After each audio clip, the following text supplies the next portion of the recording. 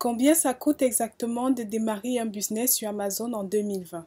Vous voulez commencer à vendre et chercher à comprendre les frais de départ.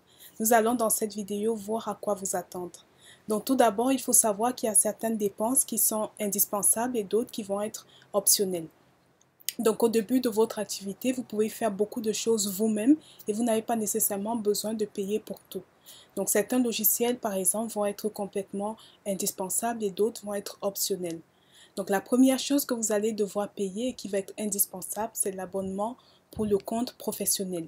Il va vous coûter environ 40 € si vous vendez dans le marché européen et vous pouvez commencer sans le payer, juste avec un compte individuel qui est gratuit. Et ensuite, lorsque vous avez vos produits dans l'entrepôt d'Amazon, vous pouvez passer à un mode professionnel. Donc la raison pour laquelle il est indispensable de passer au mode professionnel, c'est parce qu'il vous offre la possibilité de pouvoir faire des publicités sur Amazon. Et lorsque vous lancez un nouveau produit, il est important de pouvoir faire de la publicité. Donc la deuxième dépense va être celle du logo. Il est important de pouvoir avoir un logo. Vous pouvez utiliser des sites comme 5euros.com ou alors Fiverr et le logo va vous coûter environ 5 à 15 € pour le faire. Donc lorsque vous demandez à quelqu'un de vous faire un logo, il est important en fait de demander à ce qu'il vous donne le logo avec le fichier JPEG, mais aussi PGN et AI. Comme ça, si vous voulez modifier le fond, par exemple, vous n'avez pas à recontacter la personne qui a fait le logo. La troisième dépense qui est importante est celle des étiquettes et de l'emballage. Donc, vous pouvez utiliser les services d'un freelance, comme on l'a vu pour le logo, sur Fiverr, sur Upload, 99 Design. Là, par contre, c'est un peu plus cher. Donc, vous pouvez aussi décider de le faire vous-même en utilisant Canva. La quatrième dépense maintenant, ça va être celle des échantillons. Donc, certains fournisseurs vont vous donner la possibilité de pouvoir avoir les échantillons gratuitement, mais ce sera à vous de payer l'envoi. Et il faut savoir que vous pouvez vous retrouver en moyenne à payer 40 € pour l'envoi d'un échantillon. Donc, vous avez aussi la possibilité de pouvoir regrouper les échantillons afin de les envoyer ensemble. Donc, c'est une dépense optionnelle. Vous pouvez aussi, certaines personnes décident de prendre les services d'un inspecteur. C'est un peu plus cher, par contre, il faut compter en moyenne 200 €. Donc, ça va être une personne qui, directement dans le pays où se trouve votre fournisseur, admettons en Chine, va recevoir les échantillons, les inspecter et vous envoyer des photos et des vidéos. Maintenant, la cinquième dépense concerne celle des photos. Vraiment, c'est un aspect très, très important. C'est une dépense très importante. Les photos, c'est ce qui va faire en sorte que les gens se décident d'acheter votre produit. Donc, il faut vraiment mettre le paquet de ce côté. Les photos représentent un gros budget. Si vous avez un petit budget, vous pouvez décider de prendre les photos vous-même sur votre téléphone avec différents angles. Vous les envoyez par la suite chez un freelanceur sur Fiverr ou 5euros.com qui va les retoucher. Ceux qui ont un budget un peu plus élevé, vous avez la possibilité de prendre un photographe professionnel qui va vous faire des photos et les retoucher. Donc, il faut compter environ 100 à 300 €.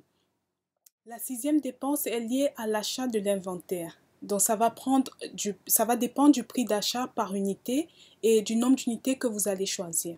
Je dirais qu'il faut compter au moins 500 € pour commencer, surtout si vous voulez faire du sérieux dans Amazon FBA. Beaucoup commencent avec un budget qui varie entre 500 et 1000 €. Donc, essayez de commencer le plus possible avec des produits légers et qui ne dépassent pas les dimensions d'une boîte de chaussures. La septième dépense concerne les barcodes. Donc, vous pouvez utiliser barcode média ou acheter sur eBay par exemple. C'est moins cher, mais ils ne sont pas certifiés. Les seuls qui sont vraiment certifiés sont les JS1 qui sont enregistrés au nom de votre entreprise. Amazon les conseille, mais il faut savoir qu'ils coûtent pour un seul code de 250 €. Personnellement, j'ai acheté mes codes quand je commençais sur eBay et je n'ai jamais eu de problème avec eux. Donc, les frais d'envoi du produit d'Amazon constituent la dépense supplémentaire qui va être obligatoire. Donc, vous pouvez décider d'envoyer les produits par bateau ou par avion. Donc, par bateau, ça vous coûtera moins cher. Il faut compter au moins 30 jours par contre.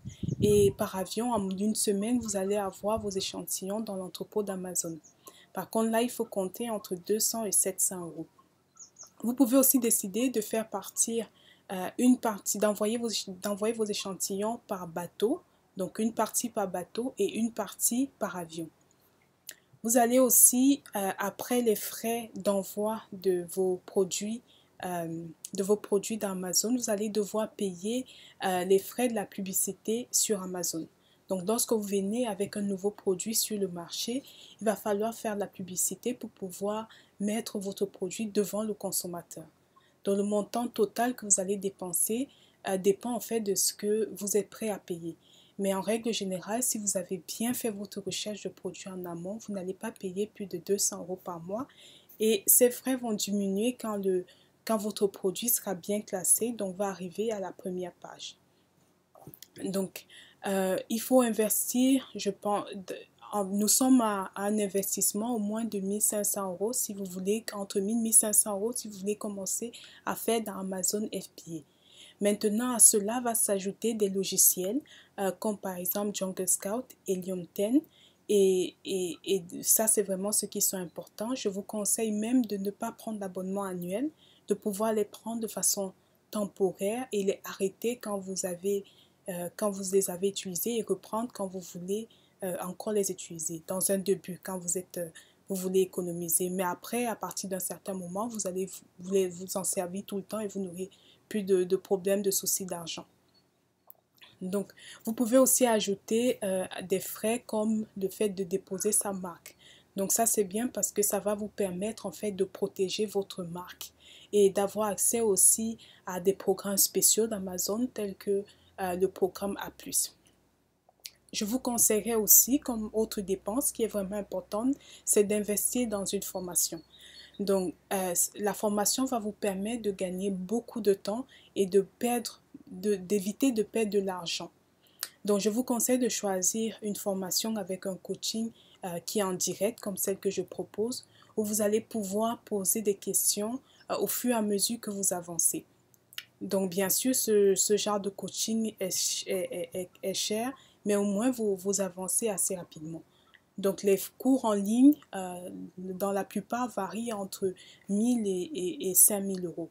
Donc, certains sont vraiment chers, c'est à vous de décider, mais il est vraiment indispensable de pouvoir se former. Donc, vous connaissez maintenant tous les frais principaux que vous allez rencontrer dans Amazon.